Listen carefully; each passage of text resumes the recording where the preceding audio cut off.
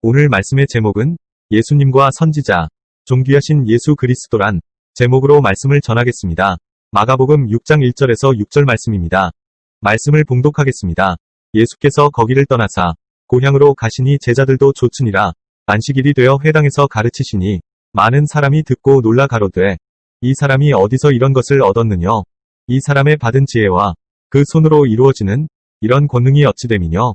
이 사람이 마리아의 아들 목수가 아니냐? 야고보와 요셉과 유다와 시몬의 형제가 아니냐? 그 누이들이 우리와 함께 여기 있지 아니하냐 하고 예수를 배척한지라. 예수께서 저희에게 이르시되 선지자가 자기 고향과 자기 친척과 자기 집 외에서는 존경을 받지 않음이 없느니라 하시며 거기서는 아무 권능도 행하실 수 없어 다만 소수의 병인에게 안수하여 고치실 뿐이었고 저희의 믿지 않음을 이상히 여기셨더라. 이에 모든 촌에 두루 다니시며 가르치시더라. 아멘. 선지자와 메시아가 인간 속에서 개입해서 활동하는 것을 사람들은 반기지 않습니다.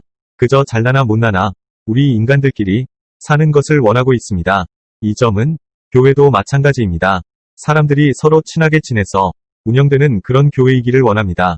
만약에 어느 교회에 예수님이 개입하셔서 설교하신다든지 하면 사람들은 그 교회에 남아있지를 않습니다.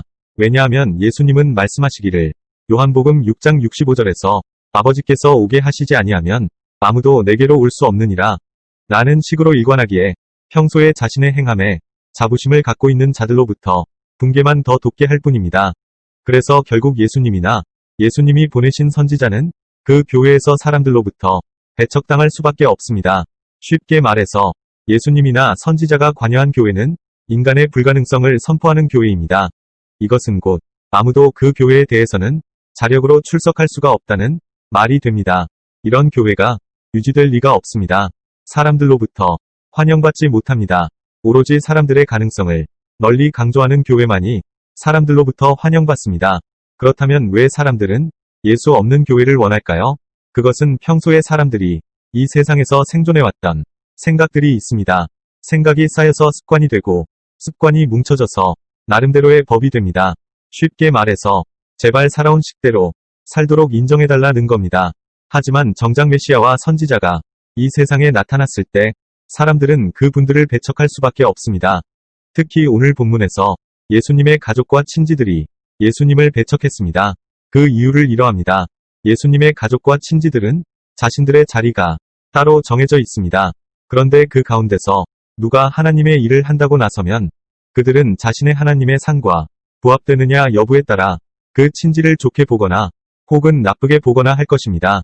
그런데 평소에 그들 친지들이 생각한 하나님의 일이 아니라 달리 하나님의 일을 하게 되면 그들로부터 배척받는 것은 당연한 일입니다. 한 집안의 목사가 배출되는 것은 그 가문이 영광이라고 할 수 있습니다. 하지만 여기서 목사라는 것은 사회에서 인정받고 대우받는 높은 인격을 지난 목사상의 기준에서 볼 때의 일입니다. 만약 그 목사가 복음을 알게 되면 그때부터 그 가족과 친지를 그 목사를 미워하게 됩니다. 같은 집안이라는 것을 수치스럽게 여깁니다. 왜 그럴까요?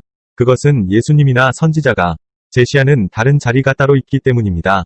마가복음 5장 12절에서 13절에 보면 귀신은 자신이 거할 자리를 달라고 예수님과 흥정하고 있는 대목이 나옵니다. 여기서 우리는 곰곰이 생각해 봐야 합니다. 왜 영물인 귀신이 꼭 자리가 필요한지를 말입니다. 그것은 피조물이란 누구나 자신이 자리를 장만하거나 마련하는 것이 아니라 어떤 지정된 자리가 따로 있고 그 지정된 자리에 맞추어서 자신이 다시 태어나야 한다는 겁니다. 즉 하나님께서 미리 만들어 놓은 자리들이 따로 있습니다. 귀신은 귀신에 맞는 자리, 성도는 성도에 맞는 자리가 따로 있습니다. 바로 이 자리 마련을 위하여 예수님께서 오신 것입니다. 백화점의 쇼 윈도에는 마네킹들이 새 옷으로 갈아입고 고객들을 눈길을 받습니다. 이처럼 마네킹은 그것들이 보여줄 자리가 이미 지정되어 있습니다. 하나님이 제시한 바람직한 인간의 모델, 성공적인 인간의 모델은 바로 선지자와 예수님에 의해서 보여주게 됩니다. 선지자들과 예수님은 오직 하나님의 말씀만으로 고마워하고 충성했습니다. 설사 자신의 모든 것을 잃고 목숨까지 잃어도 상관없었습니다. 이것이 바로 하나님이 제시한 자리요. 모델이요 마네킹입니다. 그런데 사람들은 이런 자리를 좋아하지 않고 미워한다는 것입니다. 자신이 원하는 자리는 자기가 마음에 맞게 만들어 보겠다는 겁니다. 인생을 살면서 무수한 노고와 고생을 하면서도 쏟아부을 모델과 자리는 자신이 만들어 보겠다는 겁니다. 바로 이런 자리의 차이로 인하여 선지자와 예수님은 가까운 식구들부터도 배척당하게 됩니다. 그렇다면 예수님이 제공하는 모델은 무엇입니까? 출애굽기 4장 22절에서 23절에 보면 너는 바로에게 이르기를 여호와의 말씀에 이스라엘은 내 아들 내 장자라.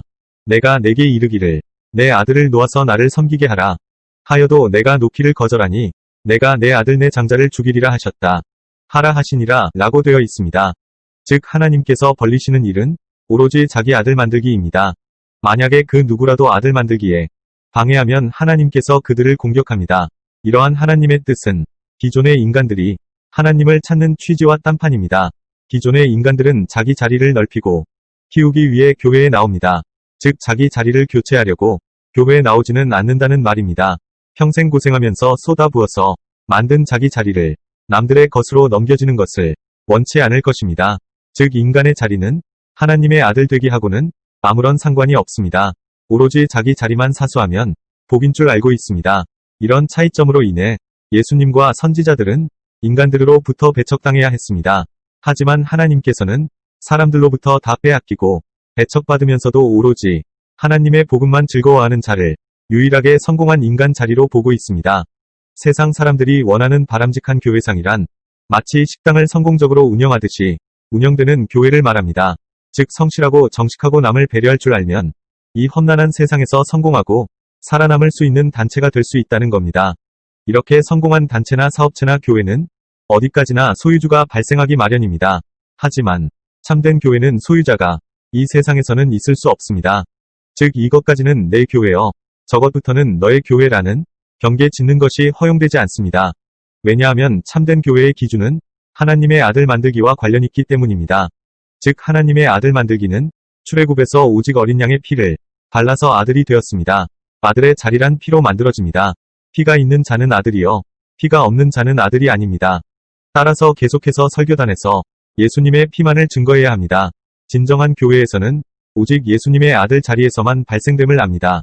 즉 예수님은 우리가 깔고 앉은 방석을 빼버리고 예수님의 피의 방석을 우리 엉덩이 밑에 쑤셔 넣으려고 합니다. 우리는 강력하게 저항합니다.